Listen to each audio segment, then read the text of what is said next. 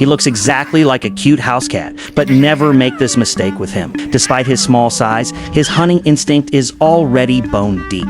This isn't just a cute kitten. This is a pint-sized apex predator.